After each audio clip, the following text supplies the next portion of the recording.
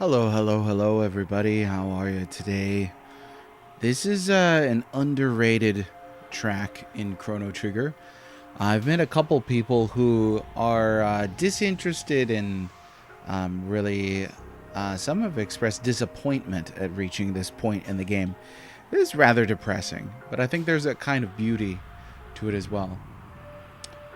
Trying to arithmetician, why are my channel points 0? I don't know. I wish I could help you there, Single Play. Twitch seems like it takes every opportunity to be terrible with that. I'm not sure what's going on with that. I still have my infinite job points, but I don't know. Nobody else is here yet. This must be the end of time. Just started. So we'll have to wait a cool minute for people to come in, and then we'll ask. But in the meanwhile, I'm first. Darn it! Oh, I believe you. I believe you. We got the evidence.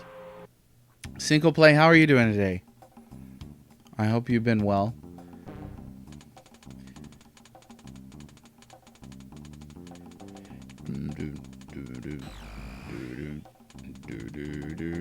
I can't believe we named him HD2D. That's such a great name for a robo. Just got good news from the doc. Oh, were you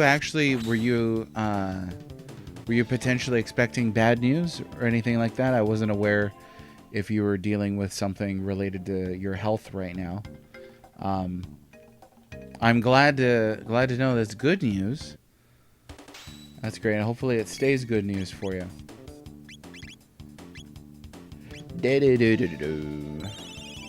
Oh my gosh. Nerve damage. Well, at least at least the actual result can be helped, but nerve damage, that's pretty major. I always forget there's a sign here. Okay, anyway, we gotta actually get through here. Golly, nerve damage though. Let me fix something. There's something stupid going on with my microphone. I don't know. Everything's kind of weird right now. Let me see. There, that should be all right.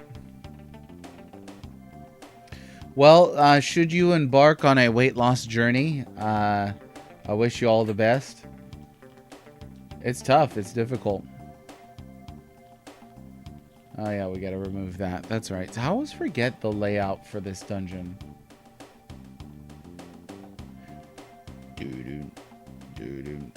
Doo-doo-doo-doo.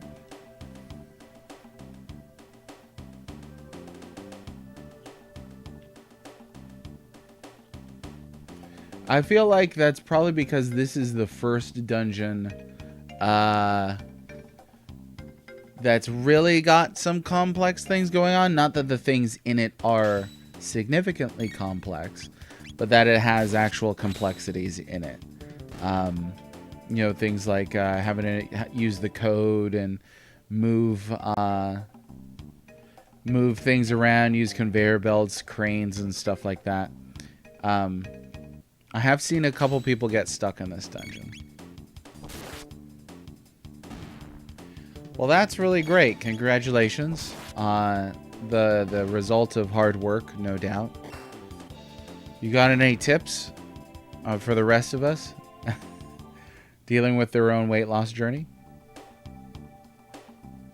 I've enjoyed in our area that so I really enjoy being outdoors. And I've enjoyed that the weather has been more conducive towards that recently. So yesterday we spent a significant amount of time outdoors. That was really nice. Just getting exercise. Oh, there's a arithmetician. Hey, it just worked. So what happened?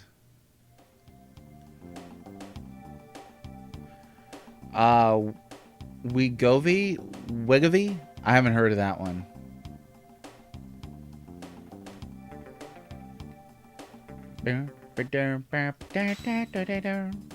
It's a very peculiar sort of James Bondish almost vein of music here.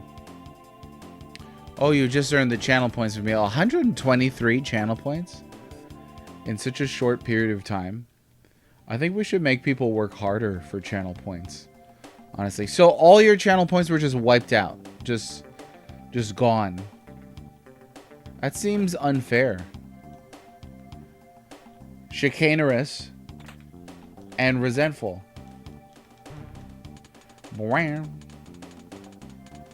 Oh yeah, the codes XA and BB.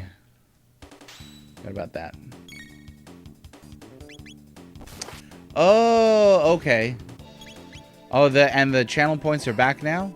Okay, I have heard of Ozempic. Yeah, right now financially I have to do it the old-fashioned way. That's rough. I mean, one thing for me is, so like being Hawaiian, Hawaii is really a food culture. It's a foodie culture. Just going back recently, earlier this year, there's so much good food there, and there is so much that's culturally just surrounds food, and embraces food and celebrates food. Growing up, like, you could not visit somebody's house without them demanding that you eat something. It'll be the middle of the day. It'll be the middle of the afternoon. It could be midnight, and they'll be like, hey, I'm cooking noodles. Or, hey, I just made rice. You got to eat something. And you're like, I can't. I can't. And they'll just be like, no, you got to. Yeah. I'm not saying that that's a culprit, but it also makes it extra difficult. You had to spend some to get some back. Well, as they say, you got to spend money to make money, right?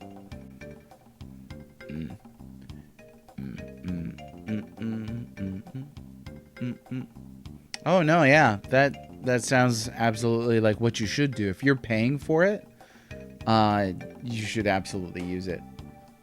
Okay, well, the next one was XA, right? Yeah, couldn't quite remember. Yeah, I would think if you're paying for it, you might as well use it. And, you know, all the luck to you on that journey. So that's what life is, essentially, for all of the little micro journeys. There's also big journeys. So what happens if you put in something wrong here? It just cancels out. So there's nothing else. Yeah, okay. Well, maybe there is. Maybe there's a secret crane code that I either forgot about or never knew about. I don't know.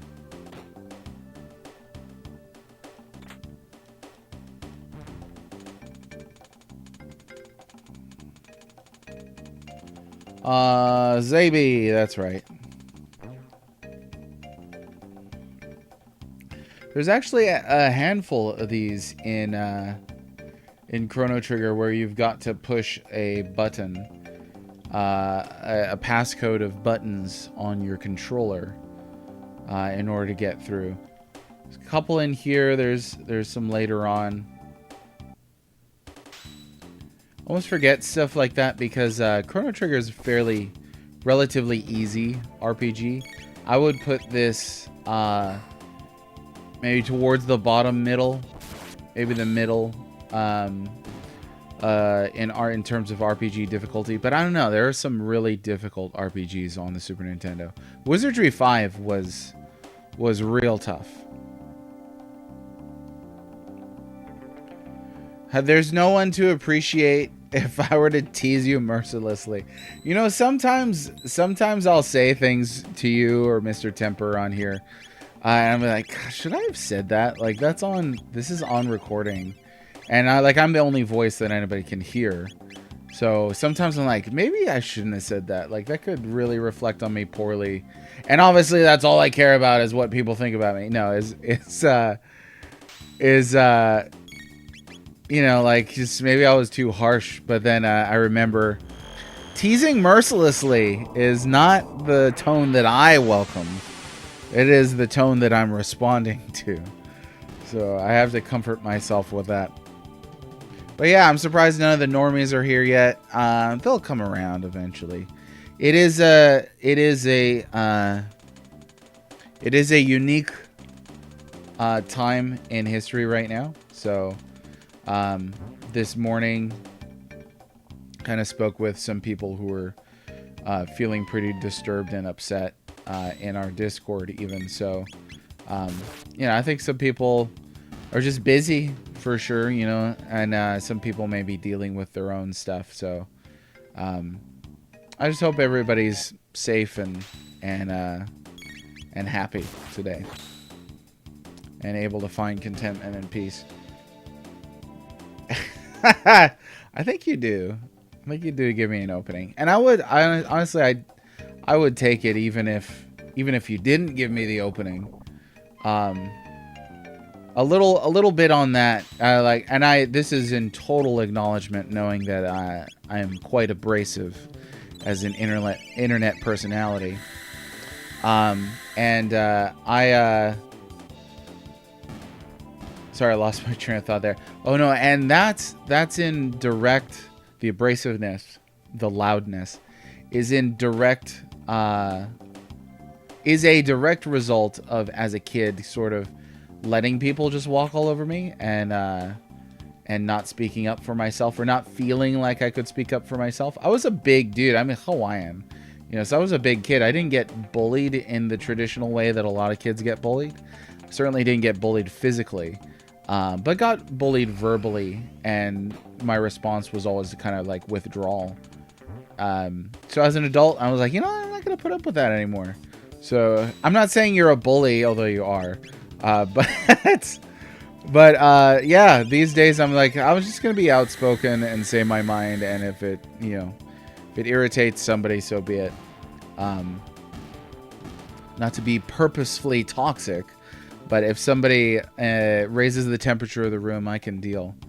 So you taught at UVU as well? I imagine that could be fairly surreal feeling. I feel like that's the story of a lot of us nerds too, is like, you know, a lot of us grew up being bullied just for wearing glasses or looking a certain way or enjoying certain hobbies. And at a certain point you grow up and you're like, yeah, I actually don't have to put up with this anymore. So, and that's good.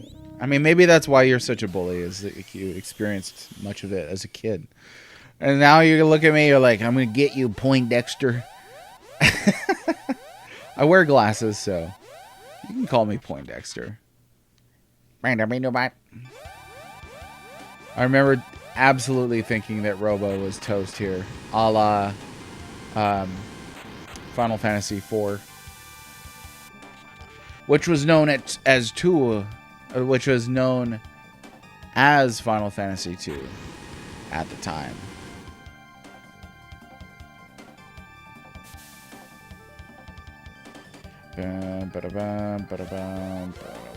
Oh yeah, that don't work, none.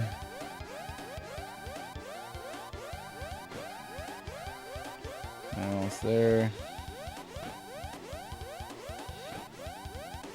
Right, because they funnel you this way. Take that, nerd. Yeah. I mean, it could explain, you know, how you constantly ridicule my worldview of quality in products exist or something like that. It might just explain that.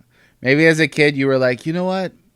I believe I cherish the quality of a good Monet. And they were like, ha, take that, and they punched you with the fist of subjectivity. Maybe that could be your dark villain backstory, if you like. I know we were talking about villain backstories recently, and I appreciated your comment. Every once in a while, like when you're not sort of just playing, I think you and I agree on quite a bit. This scene is always just heartbreaking.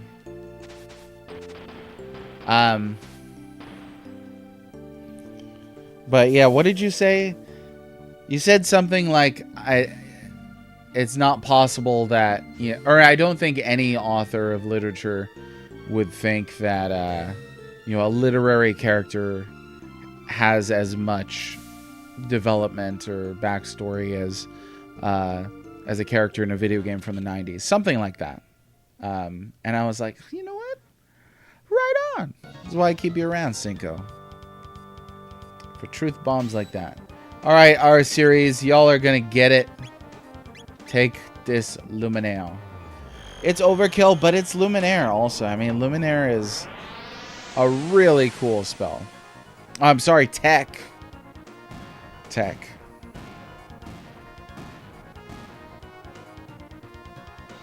HD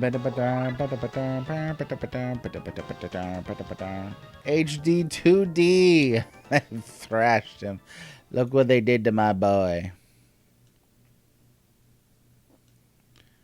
And I think there's kind of a loop there too. I've read some modern fantasy where I'm like, you could tell all this person did is play video games. There's nothing wrong with that.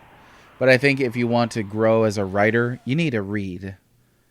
Video games have got some story in it, but there's a lot more to video games than just story. Where books are like 1,000% just story. Like, that's it. You might have a picture. Sure, there's like a cover, you know? But books are like pure story.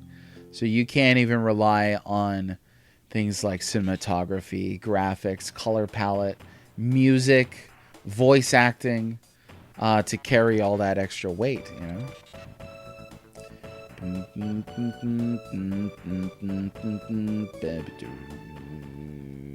No, let me use the Enertron one more time.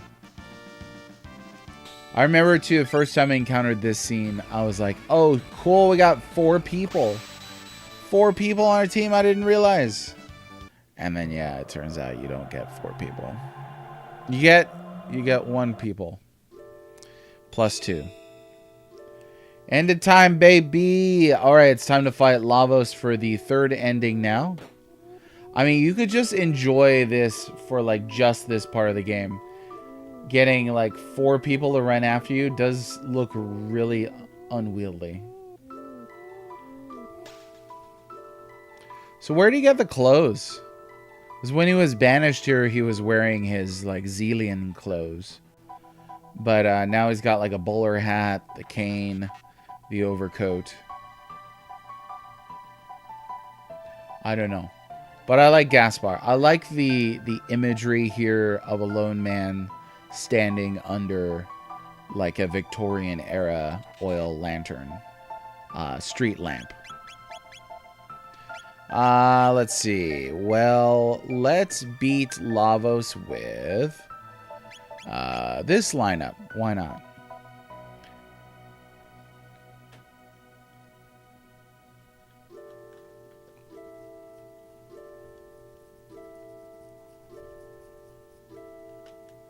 Okay.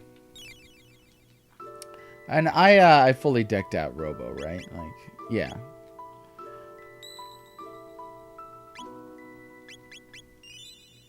Okay. Time for Lavus. Now this is from the bucket. What? Oh yeah, Specchio. Is he in his new form yet? Nope. I want to go to the bucket. Oh, maybe you do got to do this.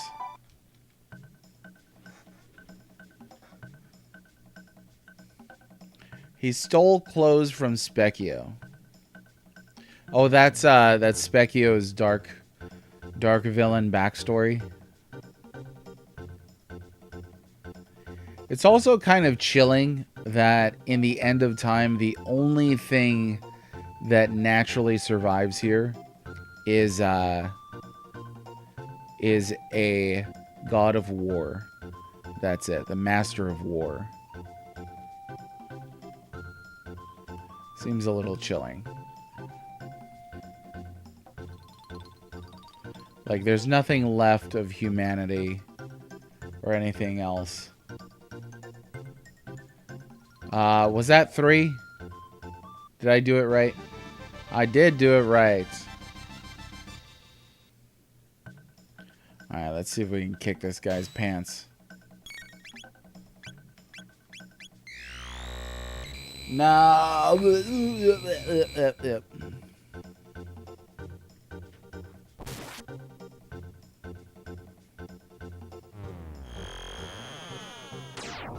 Can Specchio get hit from any of the swords that cause magic damage? There's a question I had not thought about until just now, actually.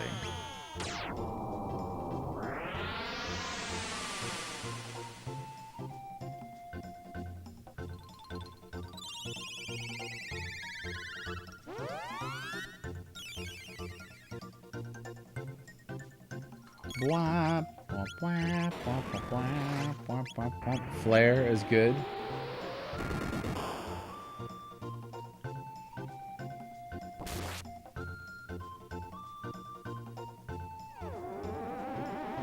This is a really cool looking spell too. This part in particular. Actually, a lot of the spell effects on this kind of remind me of Earthbound spell effects. But I really appreciate the kind of three-dimensional quality of a lot of these effects.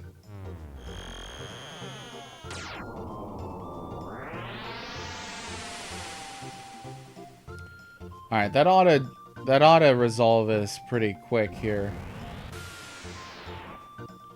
One would think. Let's see. Let's do Hyper Ether.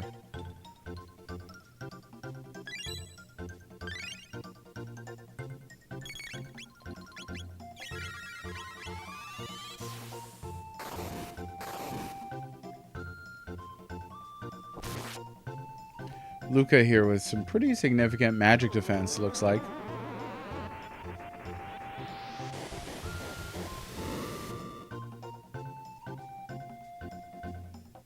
I really feel like any one of these is going to be the final hit that he can take.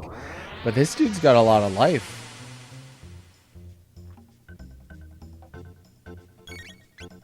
Come on now.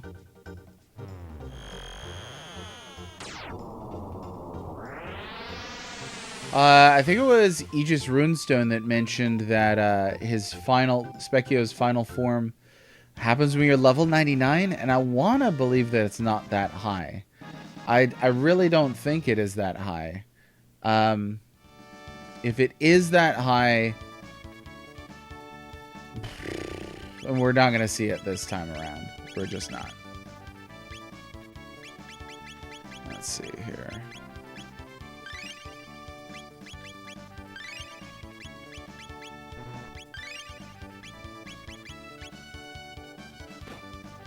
Okay, dokey.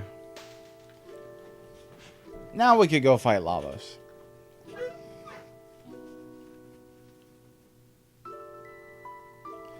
Goal today will be to try and get 2 endings. I am talking to you.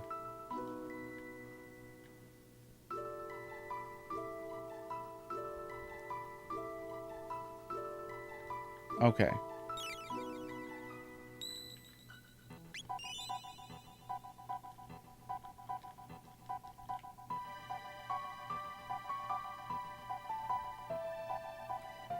Lavos will help you leave this mortal coil. Way to be creepy about it. Yeah. Okay, so second time in the game, they play this at least twice. The kind of Lavos breathing thing. Last story point before you got here. Yeah, so just escaped the future. Just met Robo. Whoops, I didn't mean to do that. I'm sorry. Yeah, just got Robo. Left the future. Broke the time portal. Wound up in the end of time. So this is the first time you can reach the Lavos bucket. Is when the third ending is. We got the Dream Team ending, which I believe you were here for. We got the ending where Frog marries Lean, and you come back and Marley and the King and all the people sound like frogs and they hop around and stuff like that. So I do really like that animation. I do, but that was not on purpose. I guarantee you there.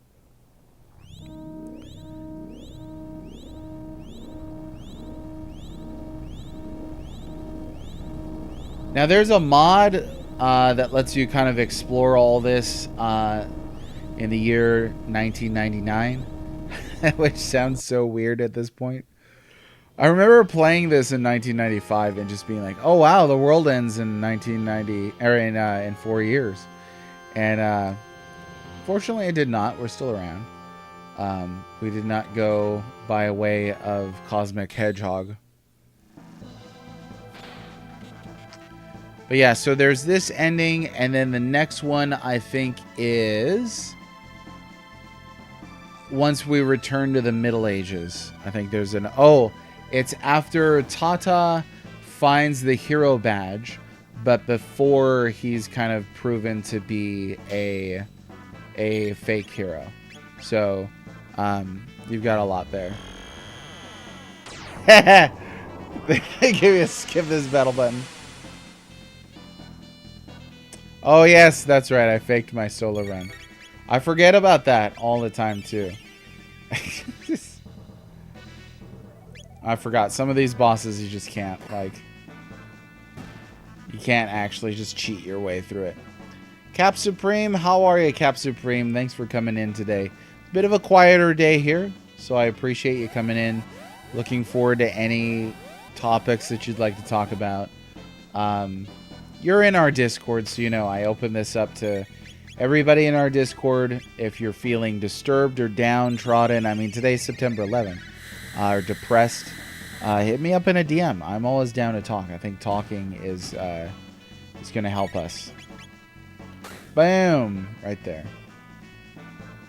Faked the Lavo solo run. Even after I proved you wrong, you still got to be a player hater. I can't believe it, Cinco Play. How about something cool? Let's do something. Oh, highway to the fire zone. No, can't do it. But I don't think I've used Super Volt yet, so we'll try that one. It's like a combo shock slash ultima. Oh, slash lightning 2. Goodbye. Pojo-sama, how are you? I'm waving at you. You just can't see because there's a thing. So, but I am waving at you. I'm glad you're okay. Glad you're doing okay. This is oof. You know, and so I'll admit I was feeling disturbed enough to think about canceling today's stream. Yeah, sometimes I cancel on the drop of a hat. I get it. But yeah, I think we could find respite in art appreciation. For me, historically, that's always been a major thing is you come and you appreciate art, you think about art, and it helps relax me at least. So looking forward to doing some reading later today. I'm okay. I am. Yeah, it's a good time to hang out, talk about Chrono Trigger, maybe take your mind off of things. But I also think that just talking to one another is really important. Is there a stressful time? This thing we do is help one another. Oh yeah, I appreciate that. And I appreciate you for being here. Thanks very much. Cinco Play was trying to be a bully earlier, and see the nice people come to the chat. So do not be alarmed. Do not. Sometimes I'll say stuff like that, and again, like I'm like, does this sound a certain way? And yeah, you just gotta know. Cinco and I go way back. We went to kindergarten together. Truth be told, no, we didn't. How long have we known each other, Cinco Play? Sometimes you and I talk as if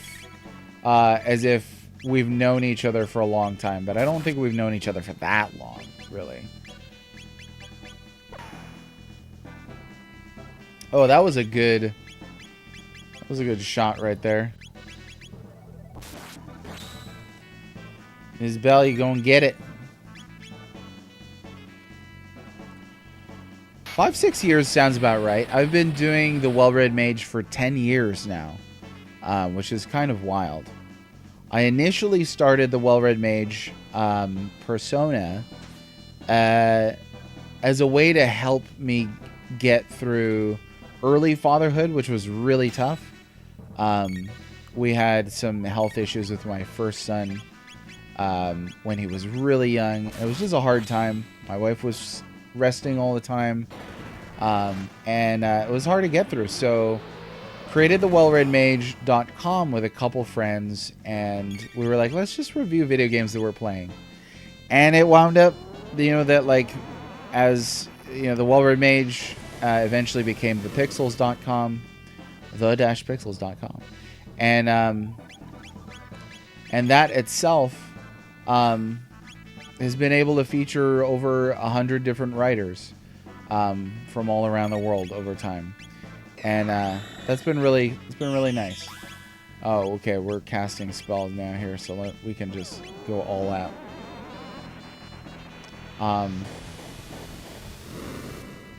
So all that to say, it's come a long way. I've appreciated the journey. It's been nice meeting people, just in general. The site is on a break right now, but it's going through a major transition, so we're going to have a kind of rebirth here pretty soon.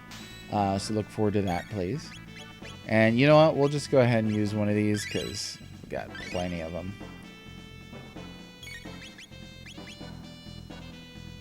First time we really talked outside of Twitter was when you wanted to let me move on. Oh, yeah.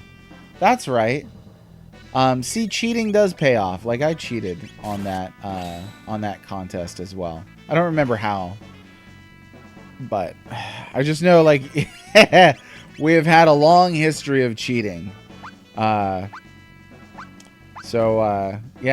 No, in all seriousness, though, that was... Yeah, I remember us interacting quite a bit on that, and I do appreciate those. Always happy to tout your wares. I have to agree. Good friends are worth their weight in gold. I like, there's a quote from one of my favorite writers, C.S. Lewis, who said, friends do not, well, how's it go?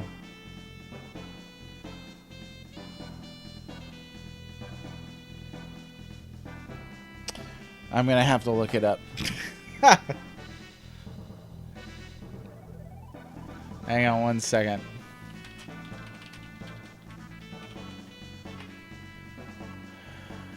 Oh yeah, friendship is unnecessary, like philosophy, like art. It has no survival value. Rather, it is one of those things which give value to survival. That's a good quote, I think, because it's like you don't need art or friendship or philosophy in the same way that you need water and food, but you need friendship in that it brings value to your survival. It's what living life is all about, making these connections. Now I remember the contest was convince me that you needed it most. That's right. I laid it on pretty thick, I think. I think I played all kinds of cards there. I might have even played the race card. I played, I played, I know I played like a Tear of the Heartstrings angle. And once that thought popped in my head, like I was like, oh, this is dedication to a shtick at this point. I've got to stick with this. Okay, now drop your defense already. There you go. There's a little jiggle inside of Lavos' mouth when he roars here, if he survives this onslaught. Right there. See that? Like, I always thought that was a really nice touch. It makes it look like it's organic in there. Little things like that, little animations. Those are great. Truly great. Right? So hang on now. If I defeat the shell here and then exit out, Do I have to fight the shell again at any point for the subsequent endings? I don't know that I do. As long as I fight Lavos in 1999 or later.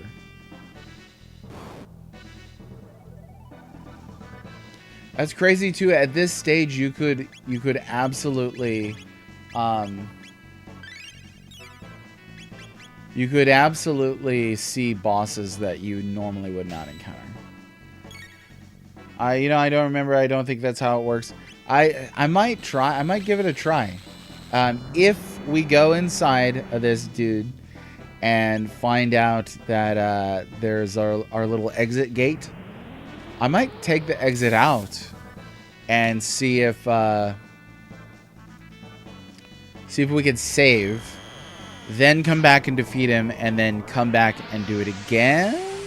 But I think if we use that's tricky, because I think if we use the bucket again, it takes you back to the moment just before you fight lava, something like that. I don't know. Well, science. We're gonna have to try it out.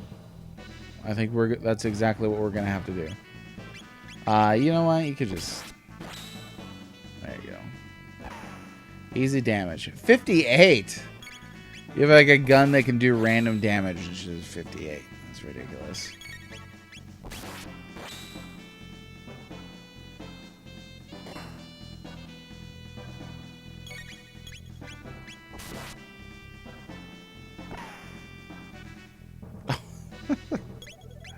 Sometimes Wonder Shot is not that wonderful. I've never seen it do 9,999 damage. Obviously, the chances of seeing that specific number are pretty minimal. I don't think I've ever seen it do 9,000 damage, though.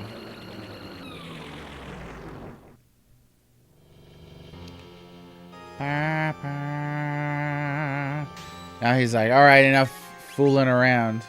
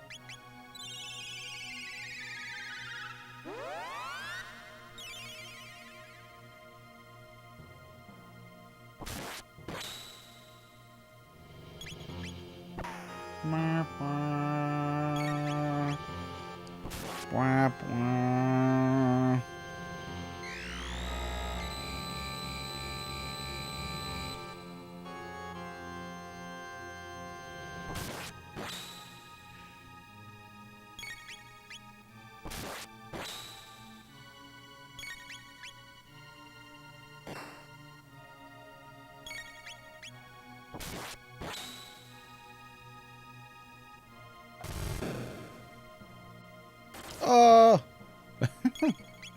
he's fine. He's fine. Oh, 58 again. So I want to know what the algorithm is for the what the coding is for the Wonder Shot, because it's supposed to do random damage, but we've got some consistent damage there, which is not the same thing. Okay, we can exit out here, so I don't know. Let's go ahead and use a shelter here, and then I guess I'll save. And then there's no point in backing out, but if I needed to back out,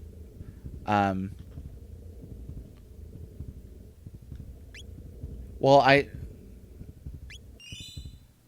I guess that if for whatever reason I needed to restart the shell fight, I could just use that. I don't know. This might work.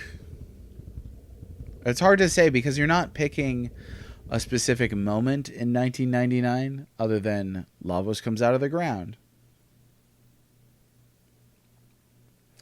Oh, you actually found it. You actually found it. How far back did you have to go? Well, and what was that? Was this like 2018 or something like that? They fill my dreams with their tears. Okay, I remember writing this. At night, I could hear their soft cries. I remember writing this. So that's some sappy stuff, but it's super tongue-in-cheek.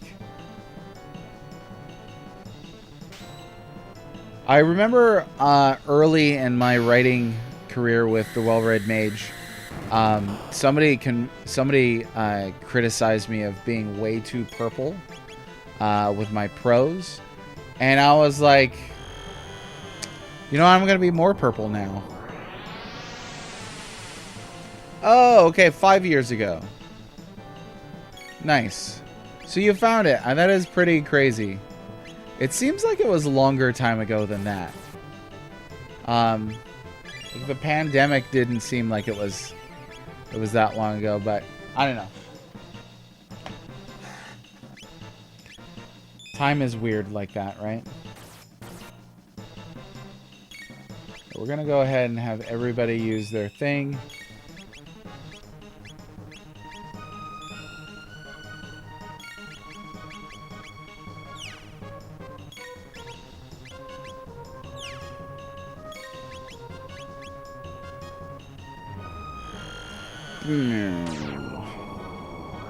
So that was it, huh? Do you recall if there was like a do you recall if there was like a runner-up or anything like that with yeah, like if I hadn't written into the contest,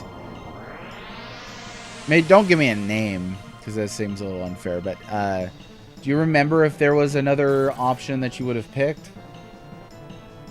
Just out of pure curiosity and a misguided sense of self-worth, essentially.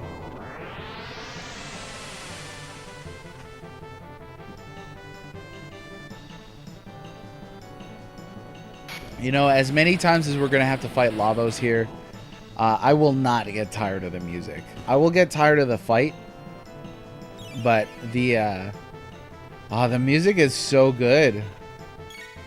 It really is phenomenal. No, I didn't want that. No. How about Fasod 2? He's probably... I don't need to worry about that. Aegis, how's it going? This is going to be ending 3, yeah. So far, we only got the... see, I gotta wait for obstacle here. So far, we got the ending where Lean marries Frog and the Dream Team ending. Now we're coming up on the... I believe this is the Good Night ending. Well, I hope you do get some rest later on. Take care of yourself. Remember to do so. And I'm glad you're here. Just look at the thread again. Nobody else made as entertaining of an argument. But of course I would have picked one because I need to pay out the contest. Likely it would have been Goaty. Okay. Yeah, Goaty's a cool guy. I like Goaty.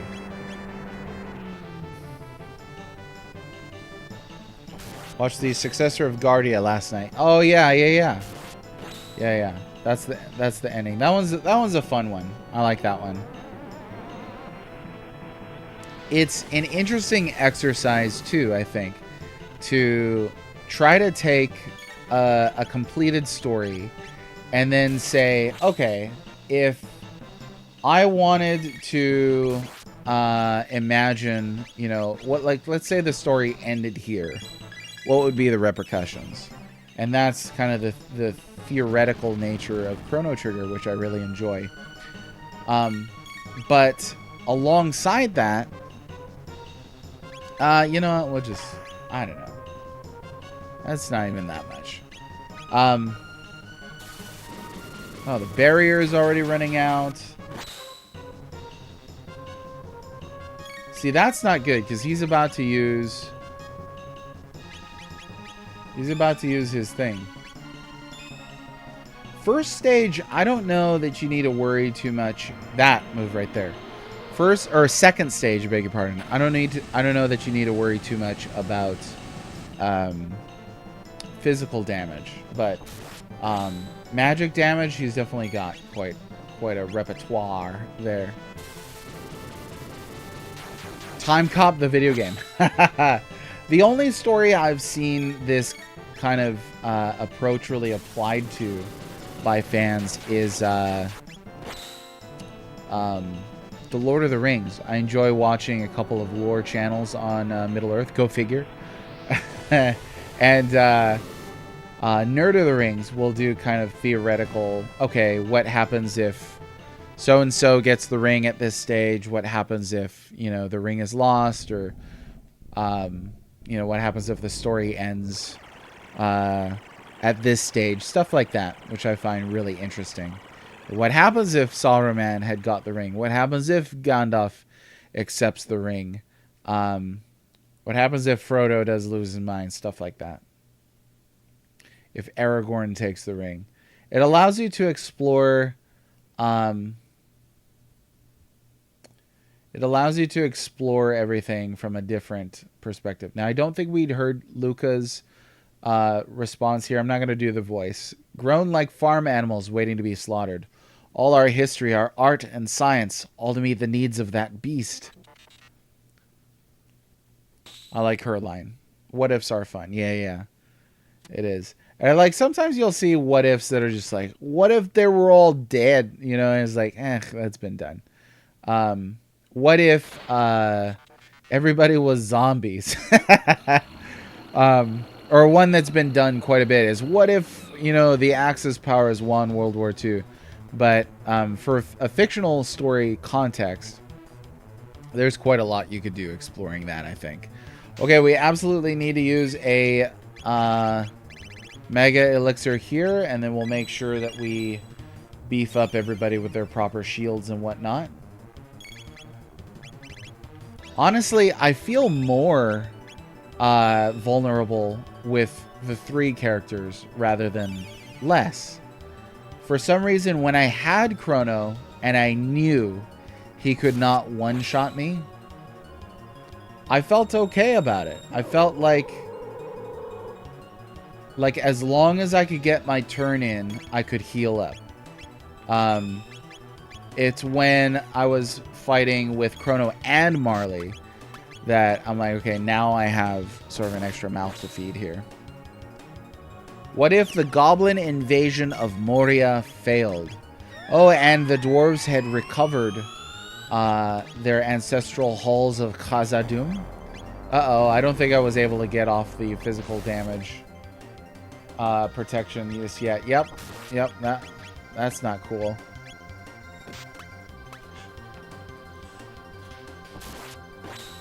Yeah, I think you would have seen dwarves in a better position to send aid to Minas Tirith or to other dwarven strongholds, because this is something that I don't think really comes out in the movie, but it certainly comes out in the book.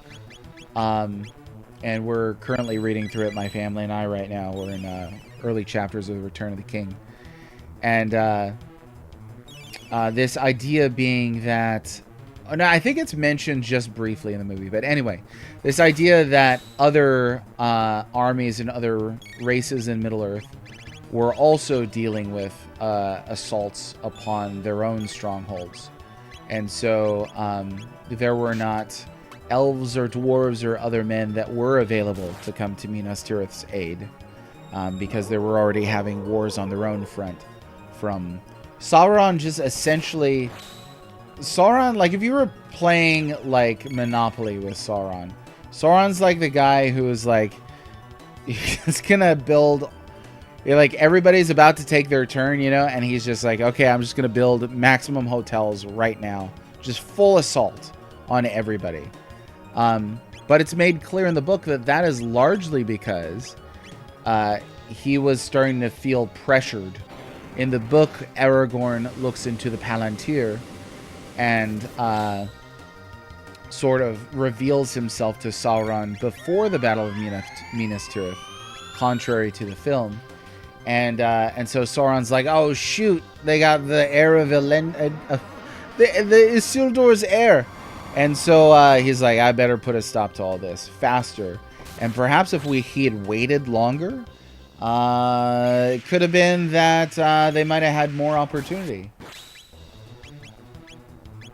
Could have been that the forces of Mordor would have prevailed.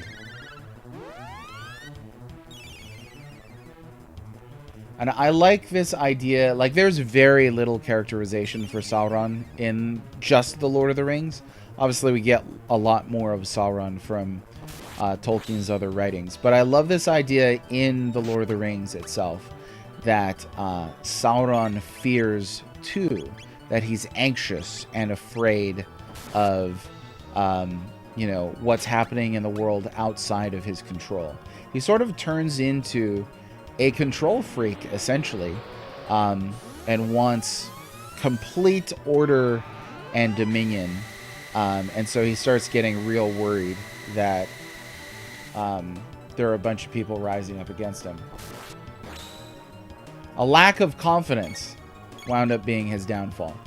Okay, we are doing a significant amount of damage here, but I gotta make sure that I stay on top of all the healing and stuff like that. Super Volt is rad, but we're not going to use that yet.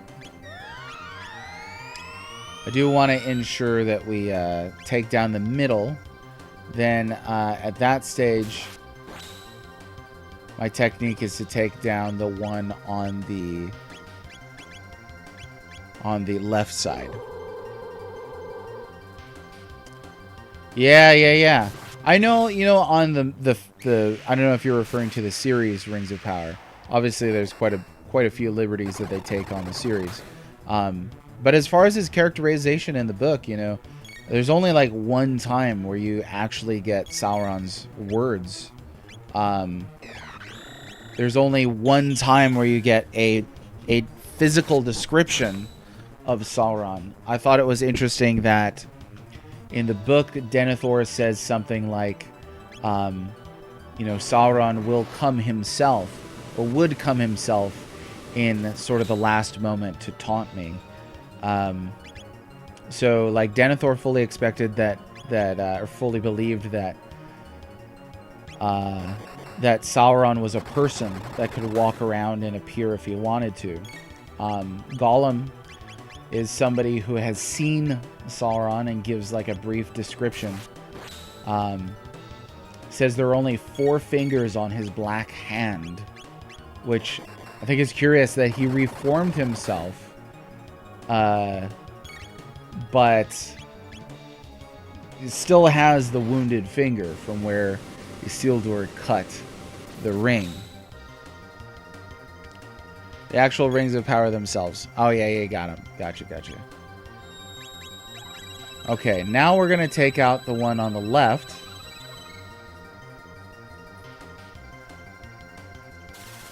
I notice our barriers are down again.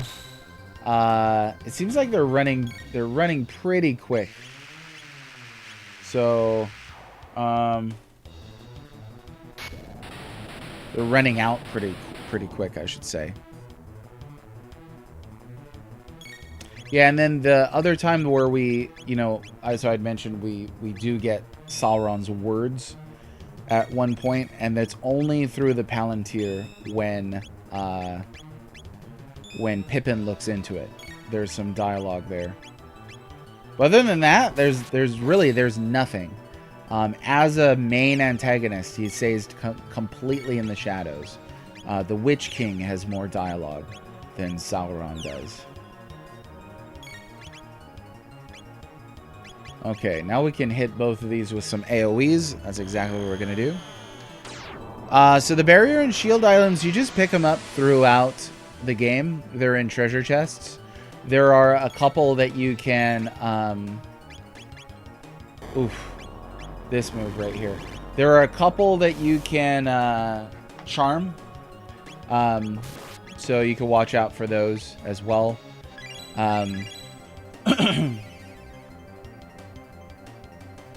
Okay, after this one, I should probably stop on the AoEs because I don't want the middle one to go down here.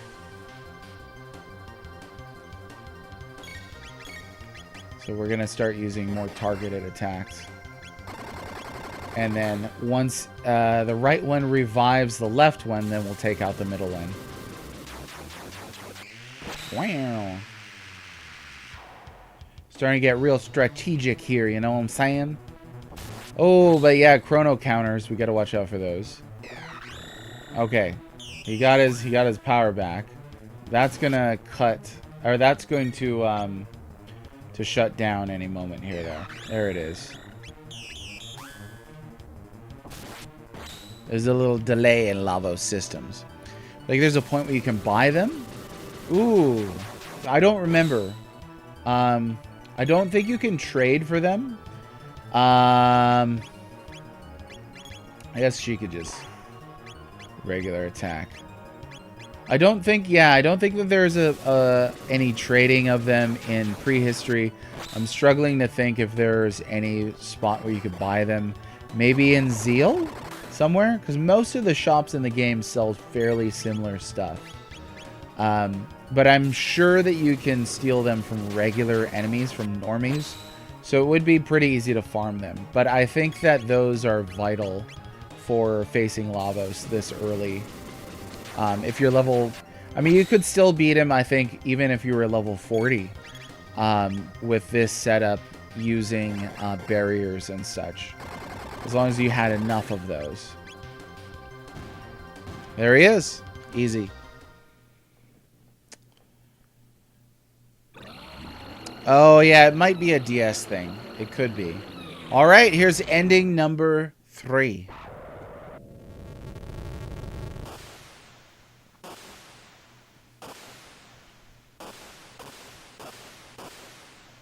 Don't look at that. Oh, my eyeballs.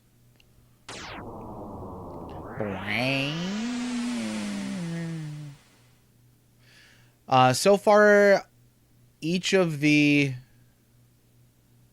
Oh, yeah, the 2 endings that we've got so far have been playable endings. So we'll see how this one goes. Oh, my favorite track. That's right. So this is not a playable ending. The first non-playable ending. And this one's just like fun credits. This was like Pixar credits, I guess. You get like a gnu and a frog. Which seems a little bit like a cop-out. I don't know if I would count this as like a full ending. Like there's no real narrative foundation or basis here that this is working off of. The basis that it would have been working off of is we found out Lavos destroyed the planet and we disappear into the end of time and then that's it. So, I don't know. She has the protect spell. Yeah, and Megas has the barrier. So if you brought those 2 along, you could keep those up indefinitely, for sure.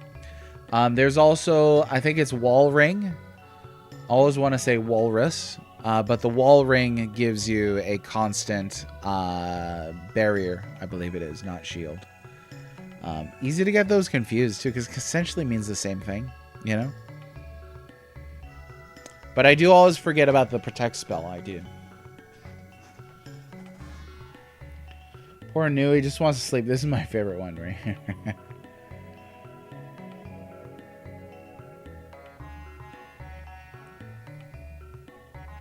Yeah, I feel a little cheated with this ending. I do. So this ending is called Good Night. Apparently. I don't know if there's an alternate name for it. I should have the strategy guide out for these. Especially since it's the Super Nintendo strategy guide, but I don't have the light for it. Did he move his Z's? You took my Z's. Oh yeah, he did. I love it. Protect yellow, barrier green. Yeah. I still don't know. Like, if I look at the words barrier and shield in the inventory, it's hard for me to think, okay, protect is shield, and that's yellow. You know, because they're so similar terms, right? And I can't store that information in my head, I guess.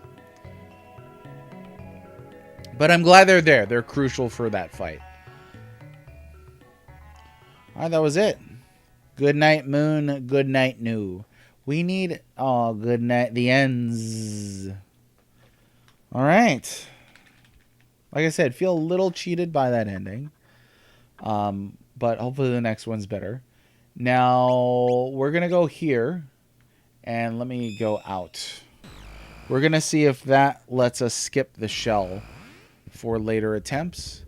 And let me pull up this little guide I got here. So yeah, before getting the hero's badge from Tata, beat the game during your second trip to 600 AD, while everyone still thinks Tata is the hero, but before he learns he's a fake in the Denadoro Mountains.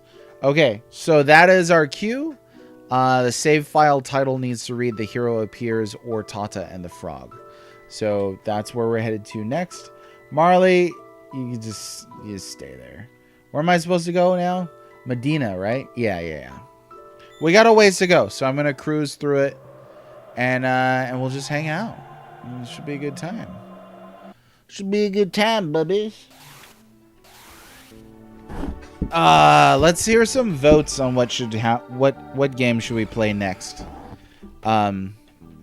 Leaning towards one of the Ultimas or the Secret of the Stars, or one of the Might and Magics. Might and Magic Book 2 is going to be the one. I'm going to eat your cake. They're nice. They're nice. Sarge, how's it going? It's rough. It's rough. So yeah, I mentioned a little bit of this earlier, but I think a lot of us are feeling pretty disturbed today. It's also 9/11. For myself, I was up pretty late last night. I didn't realize you could get him to talk about the sword on the wall. He's like, I invented that refrigerator. What was I saying? Yeah, I was like doom scrolling pretty late last night. So I'm glad you popped in here. Hopefully this is a bit of an oasis for you.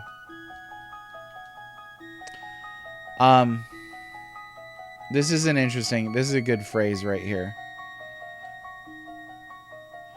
Let's back up. Weapons. If there weren't evil in this world, there would be no need for weapons. What a sad state of affairs. And that's a weapons salesman. I always thought that was a pretty chilling line right there. An oasis is appreciated while you're appreciated. Thanks for being here. Follow up one of the best, Chrono with one of the worst, Secret of the Stars. Oh, yeah.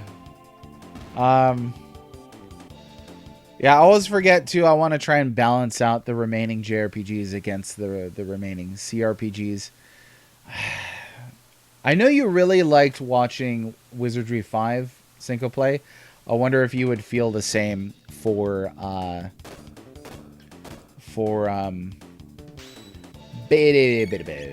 can't think. It was a late night. For Might and Magic, I think that's also a first-person dungeon crawler. Wizardry 5 looks really dark, and like somehow the Might and Magic games on Super Nintendo look really like candy colored. A generic 8-bit. So would you put it... the tough thing is like in the context of the Super Nintendo. Like, what would you rank below Secret of the Stars? I have a feeling that for me, I would easily rank Inindo and Lord of the Rings below Secret of the Stars.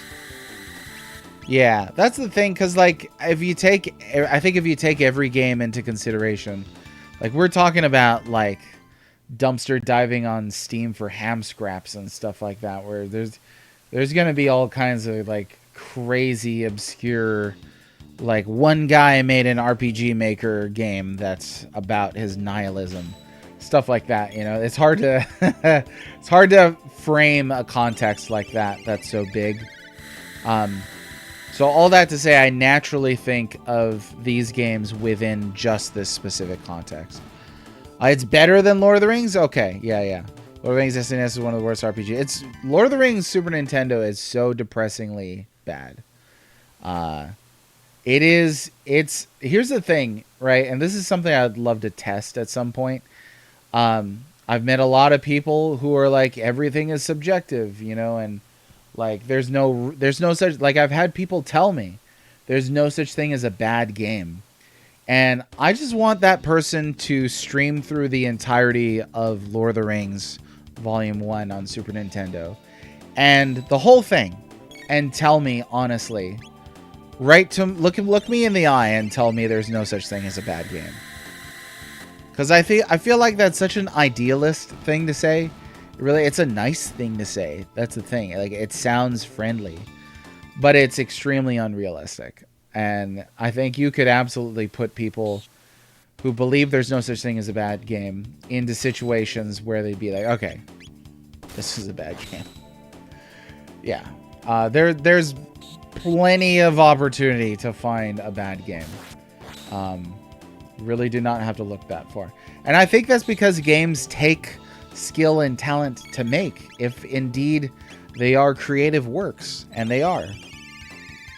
Whether to you that means a creative work is equivalent to an art form or not, they take effort. You can't just snooze your way through that thing. And trust me, I know, because I made a visual novel with Gen AI. That's another angle, too, to the subjectivity-objectivity debate. I feel like if you went the route of everything is subjective, then you have to sleep in a bed with Gen AI. You have no leg to stand on against Gen AI if you are a everything is subjective person. Because if everything is subjective, everything includes Gen AI. So what the heck are you upset about? Oh, I forgot that that chest back there as well. So we'll have to snag that at some point. High topics, again, high topics. I love talking about high topics. I love art. That's a huge thing for me. I really enjoy art. So any opportunity to talk about it, super glad. Okay, let me see here. I'm catching up on stuff. Oh, I gotta pay attention. Let's hit this guy with something big. Let's hit him with Super Volt. Okay, I was hoping that you meant to say not, because I was gonna be like, oh, we're gonna have words. We're gonna have words.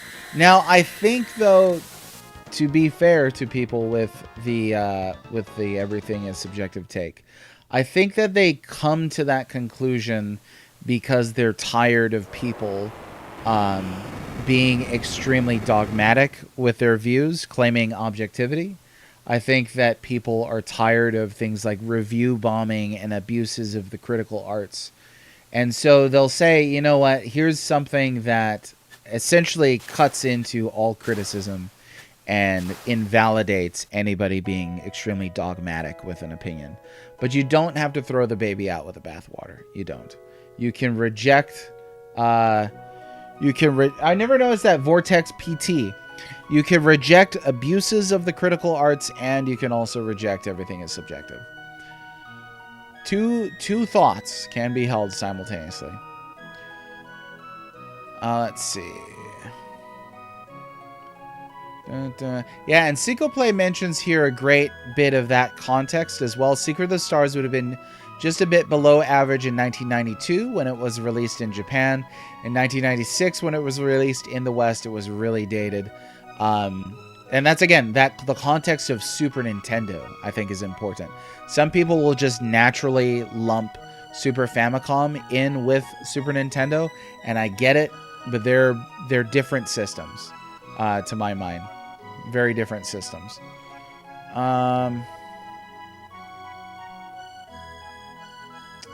Let's see. I think that's probably right. There are a lot of folks that confuse their subjective views for objectivity, but yeah, you don't want to swing the pendulum back too far the other way and disown objectivity entirely.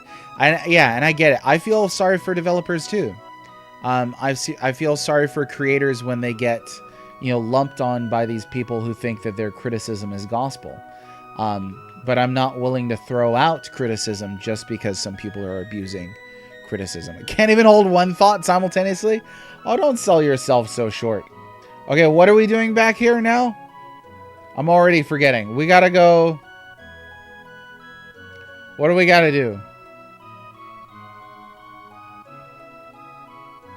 I am drawing a blank. Like rushing through. Oh, we gotta go stop Magus. Okay, rushing through all this stuff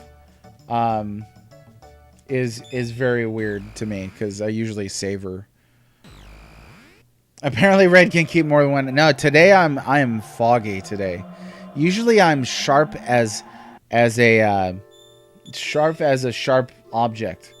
But today I'm feeling it. I'm feeling pretty tired today. We're all in this together. Yeah, it turns out you don't know where you're going if you skip all the dialogue. And it took me a second. I was like, okay, we just did this. Yeah, that's right. That's right there, Peter. Yeah. We had to go back to stop Maggie. It's overkill, but I like it.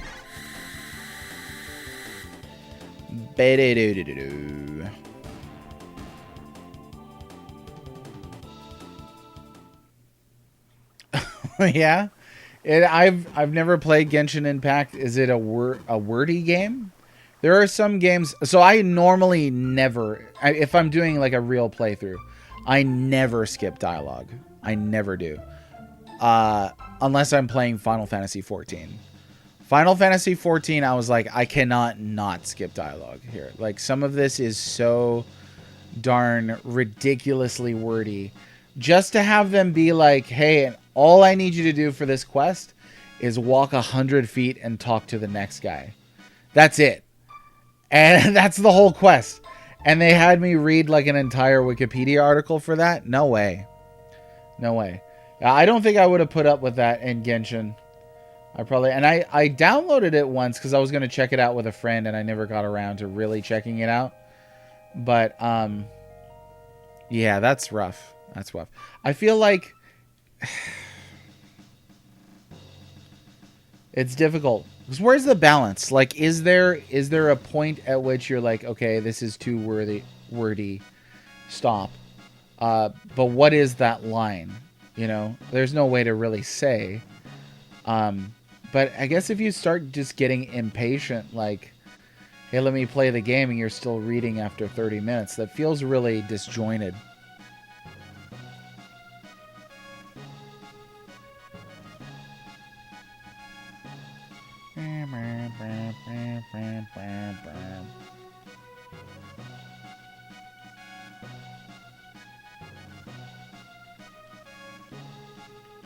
Pipe down, what do you know?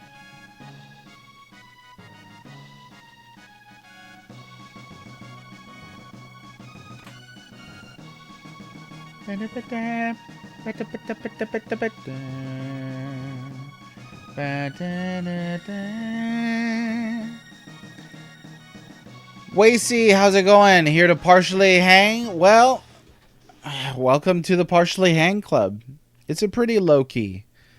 I like to think this is a pretty low-key stream. Sometimes like I'll pop into other streams and no hate or anything, but like I really don't know what's going on. Usually there's like hats and mustaches and sunglasses and memes and chats playing their own game. I don't understand. So I just show up, I point a camera at a TV and play a game and talk to you. That's the whole shtick right there.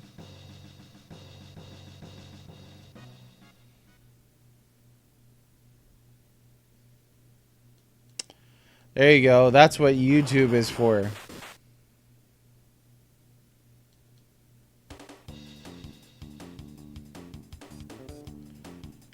This part of the game in particular, I always seem to forget.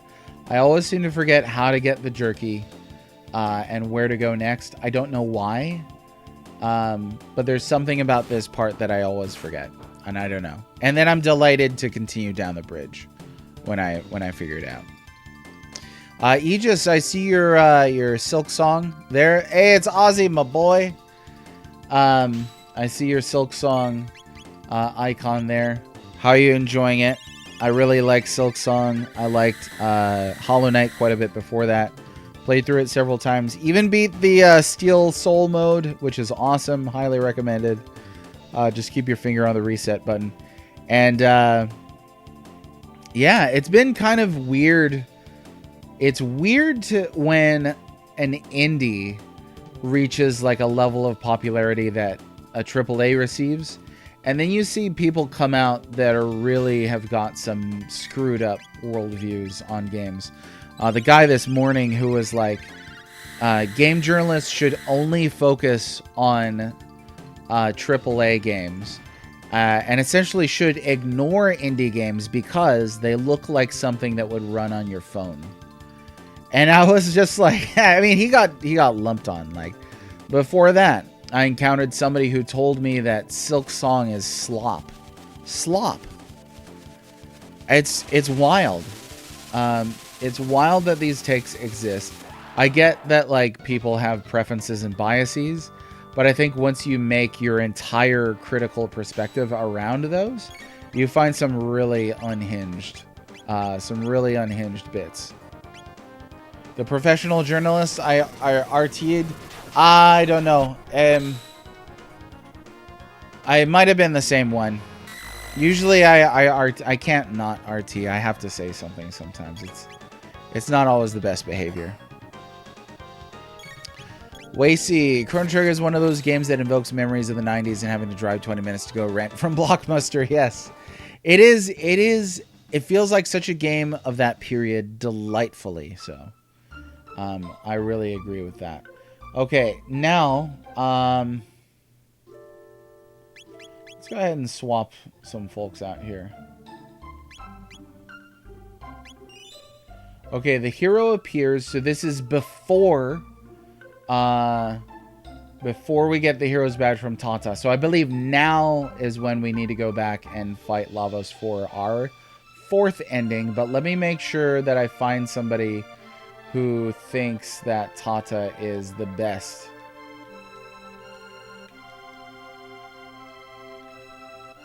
Somebody... Oh, you know who I could go see is good old Froggy Poo. That's the Elder's house. Where's Tata's house? I know it's around here somewhere. There it is. Yeah, this guy. My son's a legendary hero. Must have been all that oatmeal. And to think I'm his father. Let's go see Froggy Poo, and then we will go fight Lavos for our 2nd ending of the stream. Oh, how could you? By the way, if you've been following, you will know that there is a new in every time period, minus 1999, every explorable time period, let's say. And this is where the one in the Middle Ages is. Rocket Punch. No, what am I trying to do here? Laser Spin. There it is. Wacy. Oh, you're in both places, huh? What? Yeah, YouTube's open. Twitch is open. Whatever works, honestly. Blue Mage. I will take it.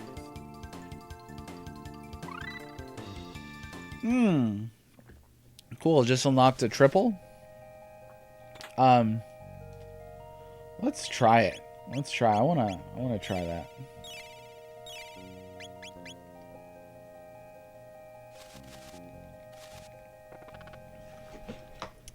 Oh, you felt like you were missing out on the conversation. Oh yeah. Yeah, I try and summarize it. I think I gotta make that text bigger on the screen. Like, people are watching that on their phones. You can't read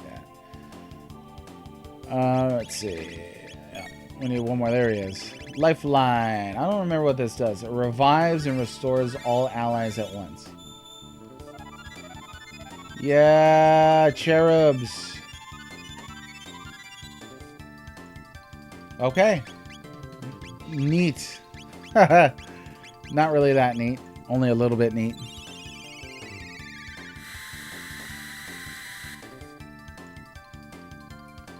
Oh yeah, that would be good. That would be good on the Specchio fight, for sure. Yeah, Expedition 33, Sea of Stars before that. I don't even think, like... I don't even think that Sea of Stars was that amazing. Yet, I think it's deserving of the accolades that it got. And it clearly fills a niche that... that AAA has decided to abandon. And that is what's valuable. I think people who only are like, you know, the only thing we should care about is AAA. I think you're anti-diversity in terms of the products that we receive, which is not good. That's bad. Oh, I like this right here. Hero says, the hero I am not. I can do not. Yeah, so like I wouldn't say I was disappointed by it. I enjoyed it for the most part.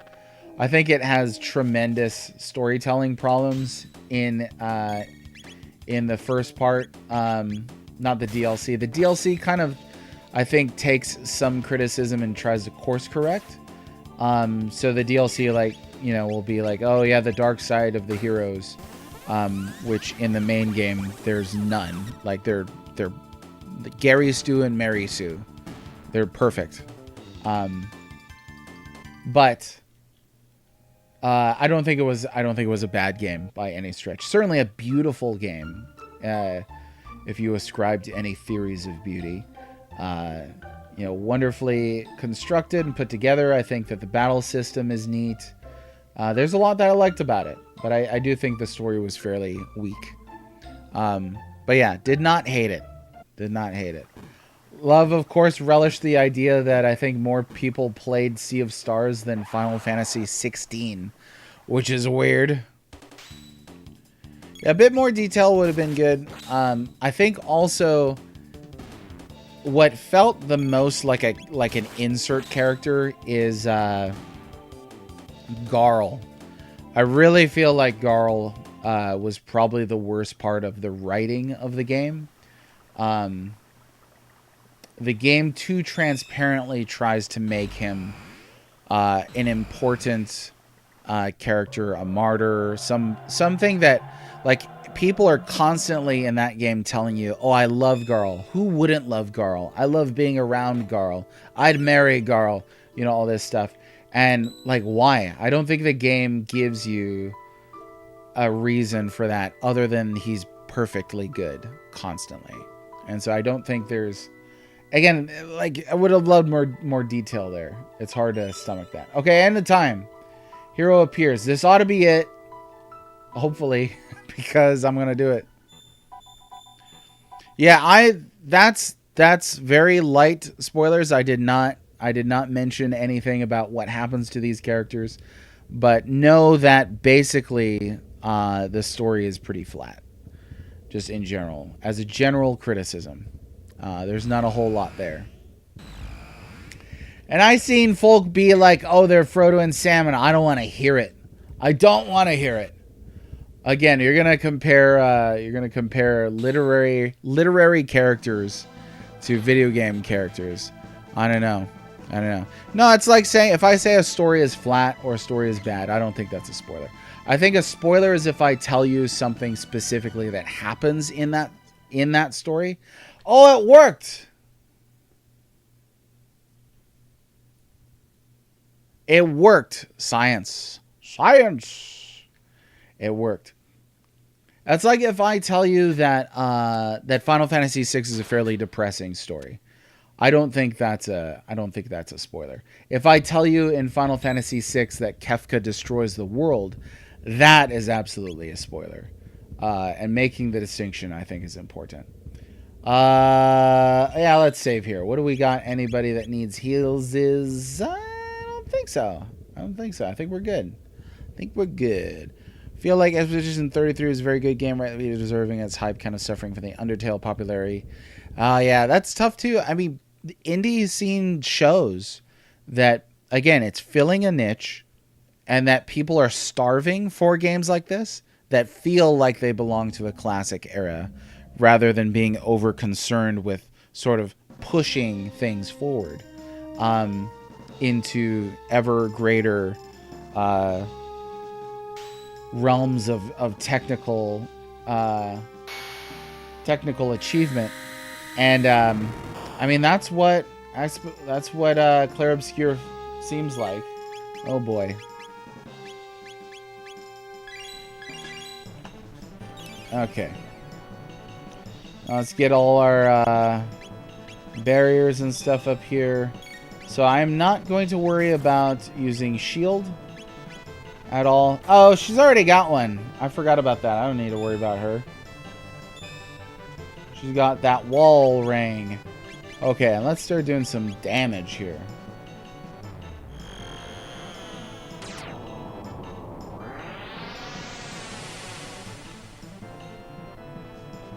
What do you mean, actually, by that disowning?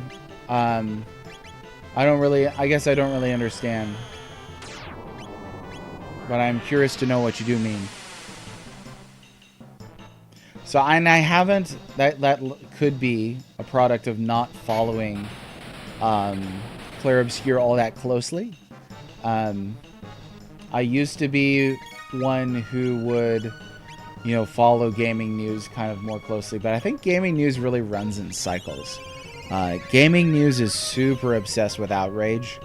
The outrage culture in gaming is extreme, so I just tend to avoid all that. I would love to get around to Clair Obscur eventually. What's most important to me is the product quality, and I don't think you get that from gaming news. I think you get a lot of noise and controversies. But from speaking with people, it sounds exactly like what you're talking about. It hits the nail on things that other games don't seem to do. A lot of people have been telling me that it feels like a classic Final Fantasy.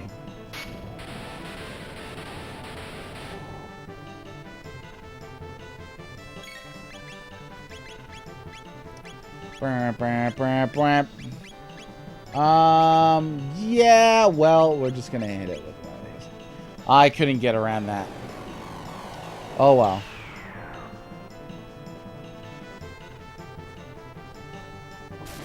I mean, and just think about that too for a second, Sarge. Just think, like, we had to figure out how to live in a time where classic Final Fantasy stopped being made. So now, oh, I should have used that. So now we're actually having to rely on indies to create, or to recreate rather, that experience.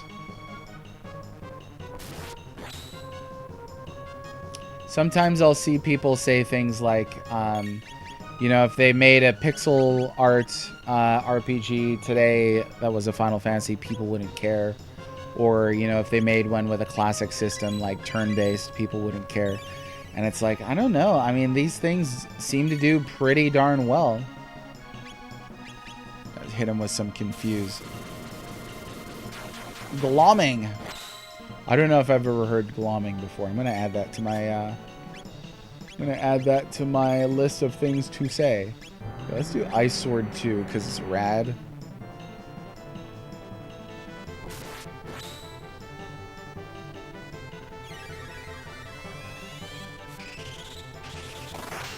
Yeah, glomming. Tell me more about glomming.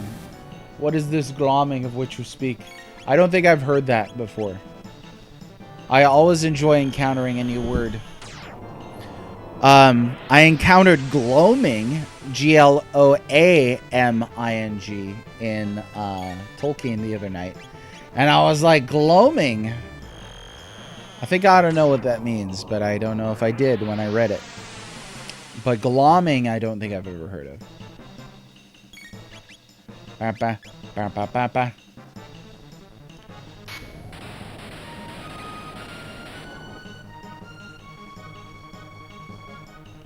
Yeah, Fantasian kind of came out and there wasn't a huge splash.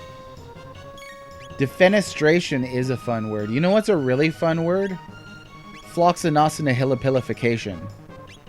That is a golden word right there. I won a this is not a huge deal, but we had a tournament among coworkers with Hangman, and I won with I won with floxinosinahilipilification. It was a good time to be alive. Let me tell you. And they were like, hey, you can't use medical terms, because that was the big thing. Like, you're not allowed to use medical terminology. It has to be like a regular English word. And it was. It's one of the longest ones in the English language. I think it's the longest non-medical term in the English language. And then beyond that is hippopotamonstrosesquipedaliophobia, which is the fear of long words. Classic. I should have used the Mega Elixir, and I did not.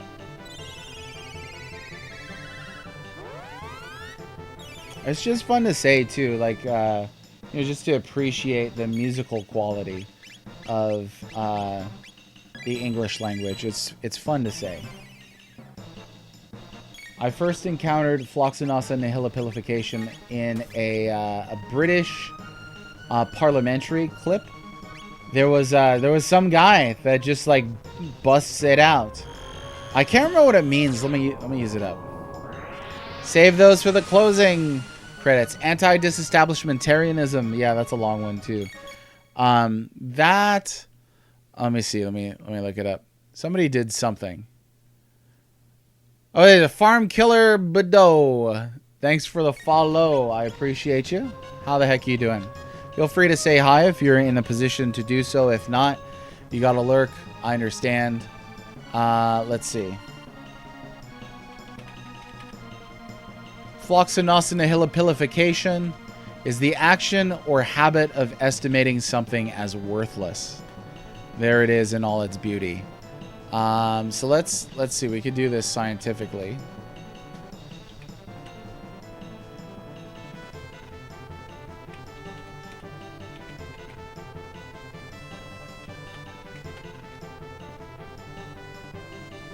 So anti-disestablishmentarianism is 28 characters long, and floxinosinahilipilification is 29 characters long. But there it is. Yeah, we're on the Lavos battle. How's it going, Farm Killer? So, hey, are you somebody I've interacted with before on here? You're just following a first-time chatter. You might know me. You might know me from such pictures as Planet of the Apes. No, I've been around on socials and stuff like that. My name's Moses. Pleasure to meet you. The Well-Read Mage. We're playing through every Super Nintendo RPG. I'm currently reabsorbing Chrono Trigger, which is my favorite RPG of all time. Really, really loving going back through it again. And we're currently collecting all the endings. So we got the Dream Team ending. We just got the Successor of Guardia ending and the Good Night ending. We're about to get the Legendary Hero ending. So it should be great. I would be totally happy if Square Enix would give us an authentic, decent port of this game. They botched the Steam one for a real long time. DS is old already. But why is Chrono Trigger just regular Chrono Trigger? Why is Chrono Trigger not on the Nintendo Switch and Switch 2? So what I'm playing next, probably going to be either one of the two Ultimas, Might and Magic Book 2, or Secret of the Stars. And I'm really heavily leaning toward Might and Magic Book 2. Never played it. It's going to be brutal. The CRPGs are real rough on this system. But we got to do what we got to do. I got 9 left. 9 RPGs left. Yeah, could you imagine? I mean, every Nintendo Direct, I've just been like, this is the one where they announced Chrono Trigger, and every time, hey, but we got Silk Song, so, you know, stranger things have happened.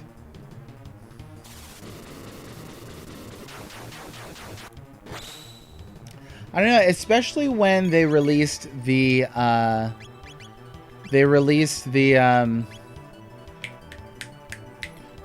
Chrono Cross, collection with Radical Dreamers. Like, why wasn't Chrono Trigger on that? And this is the 30th anniversary of Chrono Trigger this year. This would be the year to do it.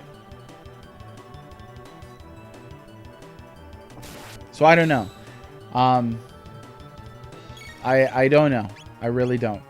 And people have asked me directly, like I have some kind of insider information. I don't. I'm just as in the dark as the rest of you. I have no idea.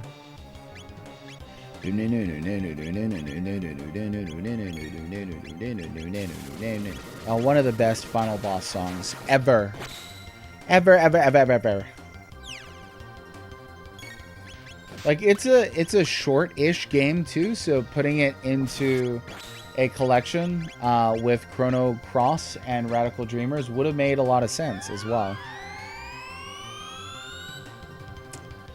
Yeah, I don't have high expectations of Might and Magic Book 2. But curiously, here's an interesting factoid. Terranigma is often mentioned as the only Super Nintendo RPG that was released in PAL but not NA. It's actually not true. Might and Magic Book 2 is the other one. So that one, I actually had to get a repro so it would run on this system since we're playing on original hardware. But that's the route that we're gonna go. It's gonna be great. Wizardry took a long time too, but I did wind up actually enjoying Wizardry 5. But that is a really tough game. Really tough game.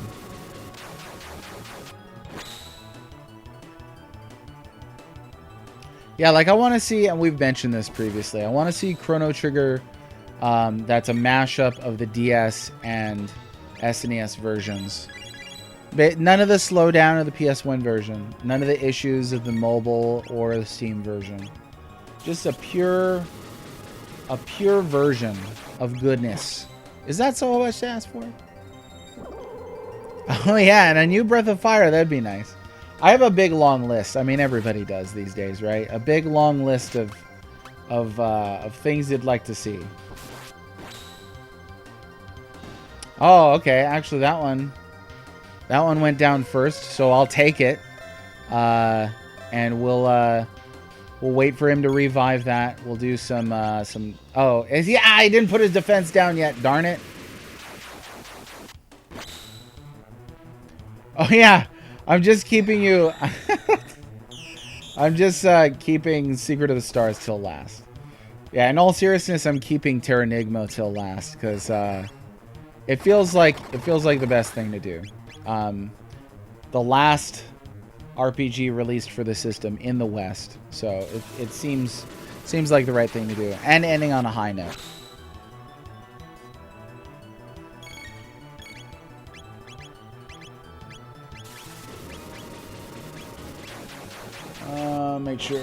Make sure we keep that left up. A mobile free-to-play Chrono Trigger game? Yeah, Chrono Trigger First Soldier or something like that. Oh my goodness. And then it'll be dead within less than a year. Like, Square Enix, why must you do this to me?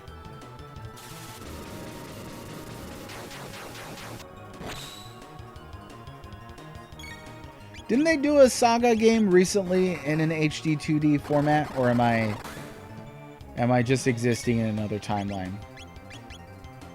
Cannot quite recall.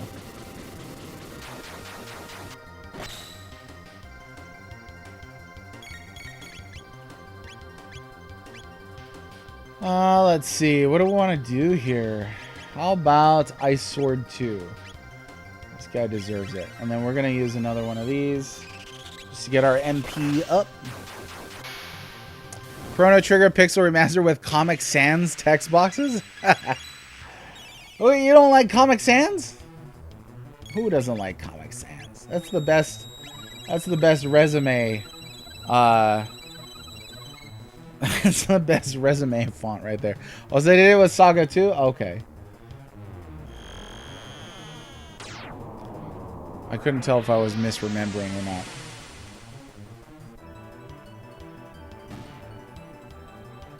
Yeah, take that. I do like that the final fight is against a 3v3 fight. It you know, it allows you to kind of have to test yourself a little bit there. Of course, for us, we don't lose if just one of our characters goes down. It was actually a tricky thing in the game Arcana for this system. Arcana gave you a game over if any of your human characters in your party died. That's pretty rough right there. Okay, let's get barriers and stuff back up. She can just focus on that. Comic Sans has its comic stands. Welcome. welcome to good sense of humor there.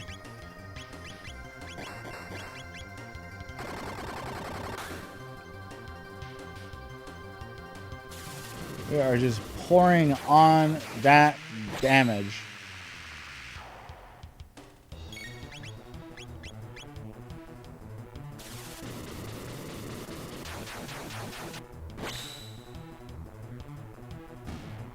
Oh, that was even easier than last time. This is just going to get easier and easier. That first one with solo Chrono, that was definitely had me sweating a little bit. But you know what? Not wanting to look stupid in front of people on a stream, that's a great motivator to do better. It really is.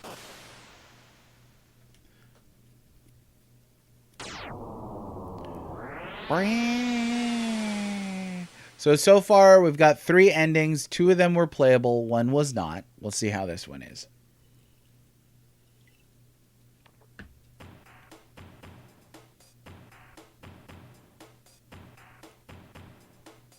Whoa, what? Don't tell me it's just a credits roll.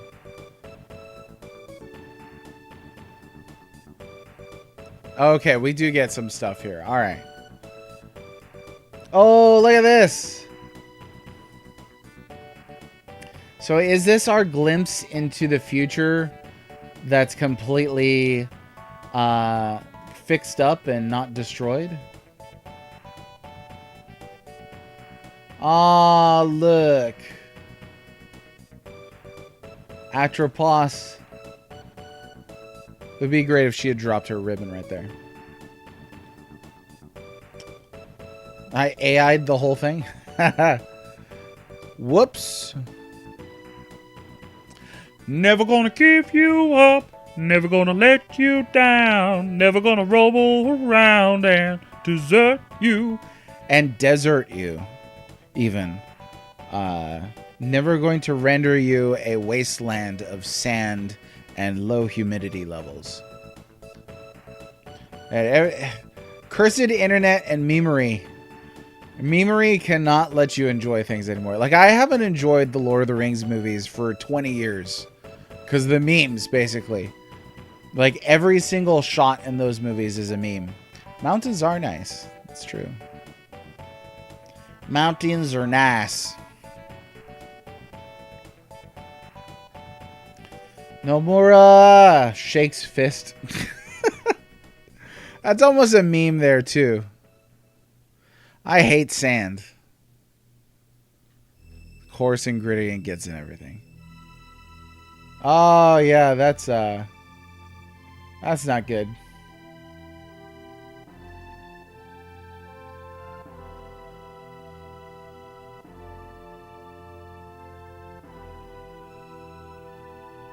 Sometimes you got, like, if you want to be in the zone, if you want to be immersed, you're like, just don't think about the Gandalf laughing gif.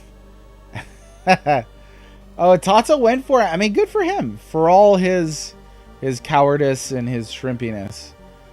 He actually went into Magus Castle alone, even.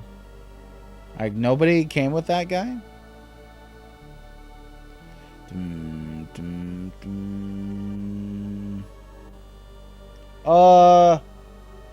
Please explain.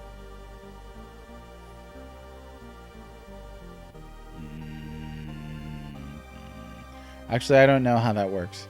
Maybe those were just like clones? Wait, what is remake staff? Is that the localization staff? Because I saw Woolsey there.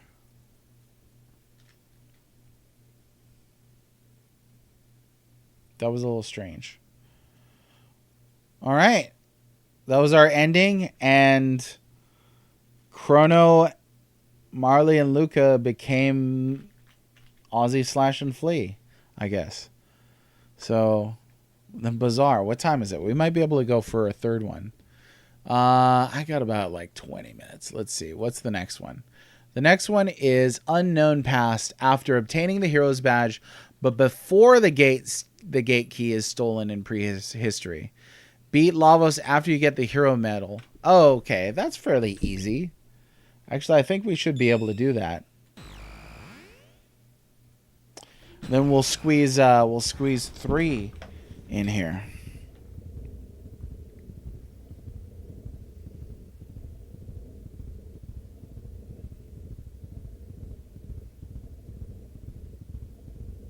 Let me out. The creepy tunnel.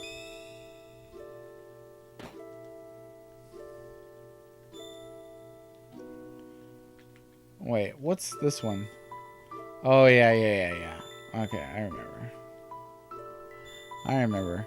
Was it Chad ending? Yeah, I mean, everything made sense in that scene. It was like, okay, so you never take the badge from Tata, so he becomes the hero. He goes to fight Magus. But then inexplicably, Chrono, Marley, and Luca are Ozzy Slash and Flea, I guess? How? Maybe... I want to believe they were clones. I really do. And I feel like there may be like a Japanese version specificity that we're missing. But I honestly do not know. I have no idea. I did not remember that part of that ending. Okay, and then to get the hero's medal, that'll be real easy. I believe we just swoop on in here.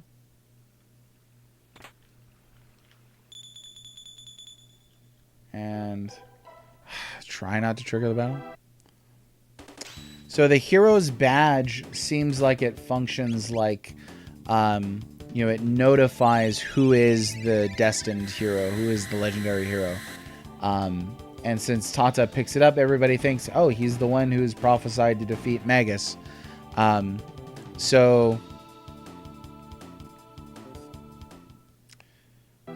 the hero's medal meant to prevent that? I don't know what you mean there.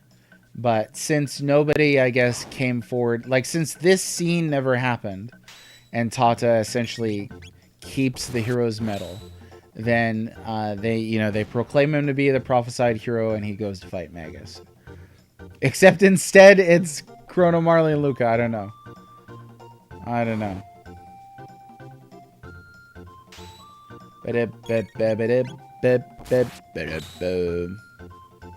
Take that. You and your high defense. Alright, now from here, I'm pretty sure what we have to do is go and confront him at his house. And then he gives you the... He gives you the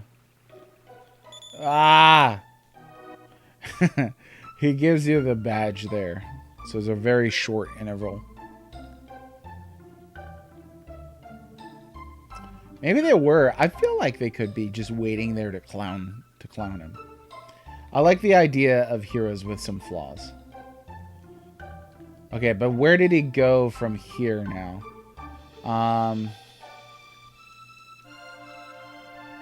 I actually cannot remember. I just did this too.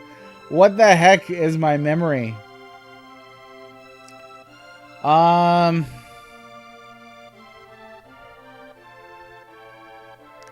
Le Café?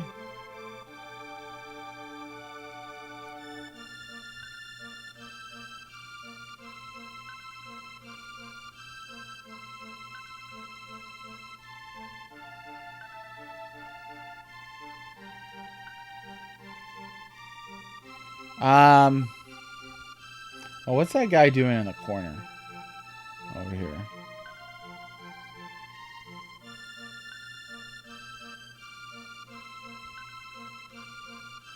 Okay, somebody remind me. Where am I supposed to go from here? I know we need to get the badge. We need to give it to Frog. I thought that was it. That you just needed to confront him there. And then you've got to get... Oh, maybe you've got to beat Masa and Mune first? Okay, well then we'll have to do that and then do the next one tomorrow. So let's go ahead and do that. It did say that what we needed to do was beat Lavos again before the gate key is stolen in prehistory. So that's what we'll do is we'll get the Masamune, and likely have to draw it there. I think that's probably it. I'm just confusing when you get the badge. It might be after that battle rather than before it. See, what my memory said was that you had that scene with Tanta. You go back to his house. You confront him. He's like, shoot, here's the badge. I just found it. I'm just a kid. And then at that point, you've got the badge and the sword. And you can, you can go from there. That's probably it. This is a bit of a longish dungeon, so what we're gonna do is just I'll still pick up everything because I'm a completionist like that. Got to, but we're definitely gonna have to rush it.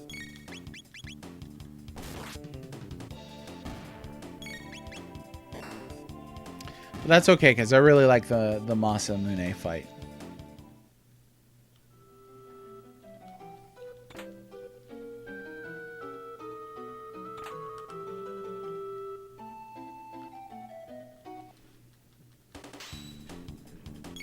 I appreciate that we can chew through these guys without really needing to worry too much. Counter that. There we go. About their higher defense and all that jazz.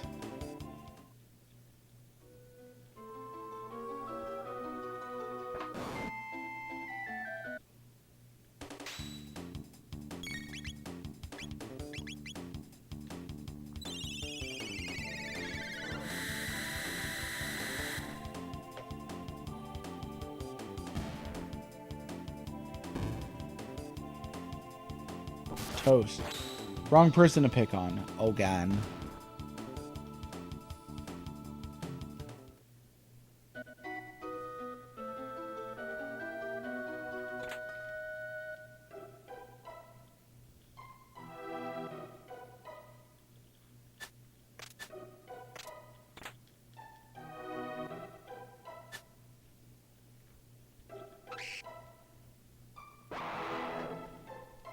I'm actually wondering, Denadoro Mountain may be the remnants of where the Kingdom of Zeal fell. It is where the legendary sword is, but it's also where you get the gold rock, which we've suggested is the remains of Doreen, Masa and Mune's sister, from the Kingdom of Zeal. I like to think sometimes about the geography of Chrono Trigger and how it changes over time. Sometimes very, very dramatically. Yet you still have some similarities between the ages. Certainly the Sun Keep is one of the big ones.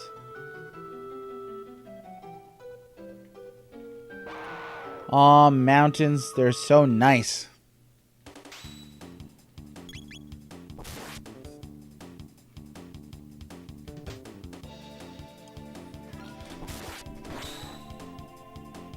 You know, when they re-release old RPGs and they give you like a fast forward button, I always thought that was really cool.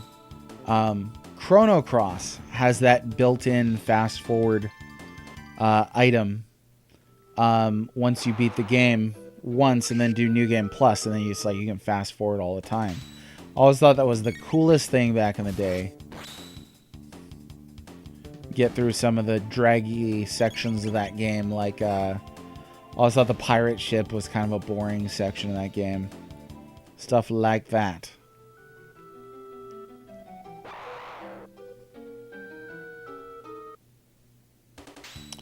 Yeah, I think you're right about that being the case for both of those games. Oh yeah, he gone.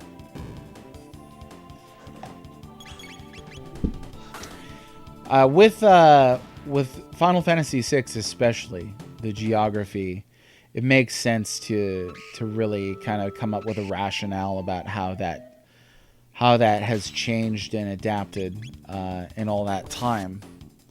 Because it's really not a length of time for that game. It's really about the cataclysm, right? And given that there's a cataclysm in the Dark Ages, but you see a lot of similarity just between the Middle Ages and the present, certainly in this game. But even in between the present and the future, there's quite a lot of similarity. I can't speak to that mod that lets you play in the year 1999. Oh, I also felt that was a bit cheating too, because it's not like we're really getting more Chrono Trigger. We're getting somebody's interpretation of Chrono Trigger and what they could have added in there. Because I seriously doubt that all that extra content is lost and restored content from the actual developers of the game or anything. Oh yeah, I forgot about this. And did I know about that one? Silver Stud. I did not get that the last time. I really did not. I got this one. Silver Earring.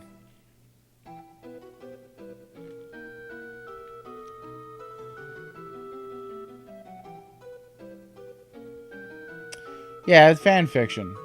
So they didn't take any I don't pretend to know everything about Chrono Trigger. I've studied Chrono Trigger a lot, but to my knowledge, there isn't cut story content from 1999 that they've restored in any degree. So something like Crimson Echoes, it's just 100% fan fiction. Have you played it? I've heard people mention it, but other than that, I don't really know anything about it.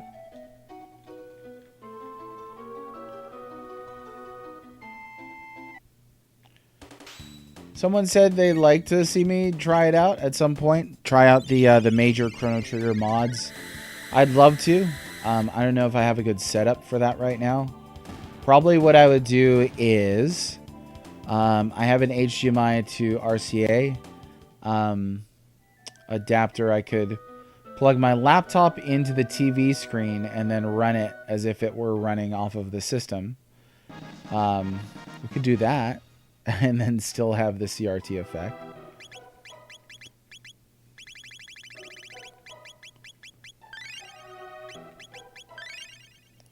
Chrono getting real close to maximum strength stat. I think it's 255.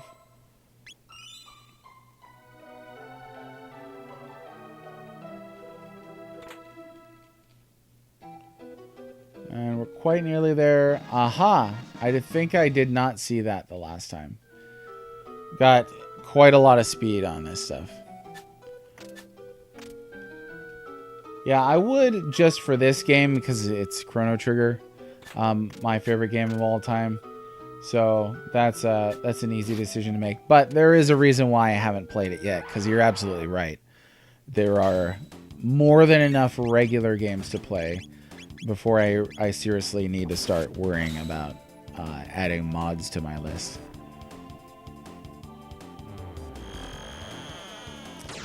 And I tend to, this is maybe a little more controversial, I tend to find fan fiction not that compelling.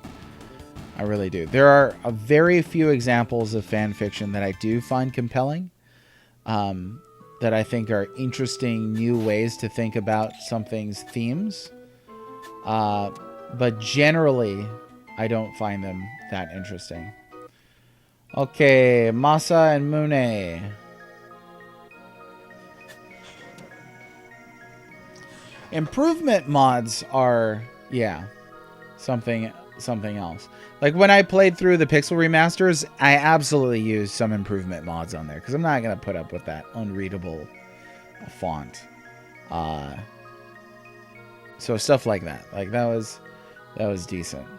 When I got hooked on the Total War series not too long ago. There were some mods that I was using for that. Some of them to create new factions, some of them to rebalance the game. Stuff like that I think is really cool. But it didn't like change the story or anything like that. Game Boy recolor hacks? Yeah. Like you plug an old Game Boy game into a Super Game Boy. I think that's a really cool thing. That's another option too. Should we decide to play the Game Boy RPGs at some point, we could play them on Super Game Boy. I think that would be a lot of fun.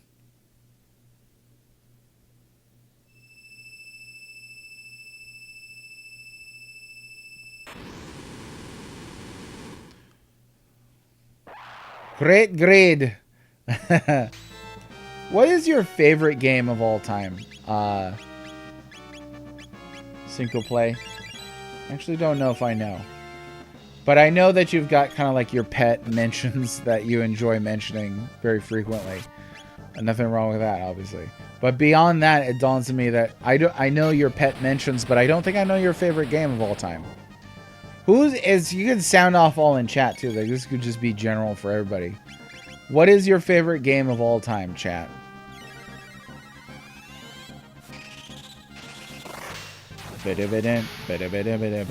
Yeah, sometimes tweaks like that can definitely benefit. And Nintendo could use a tweak where you start the game and it immediately runs the credits.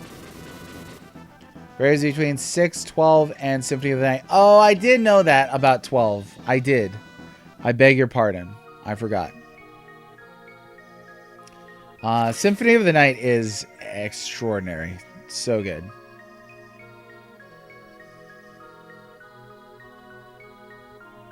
I can't not hear Masa and Mune's voices in my own son's voices when they were doing the casting for the and I mentioned this last time, for the Green Dream project that was voice acting Chrono Trigger, voice acting a playthrough of Chrono Trigger. They auditioned for the parts of Masa and Mune. And they were, I think, 9 and 6 at the time. Something like that. 9 and 7. But hearing the little kid voices as Masa and Mune, that was pretty fun. Forever, that'll be a core memory for this. Oh, Shadow of the Colossus. James. Sawoon. Shadow of the Colossus is good. That's one of my favorites. I think it's in my top 10. Breath of Fire 4, also excellent. So next stream we will immediately start with battling Lavos.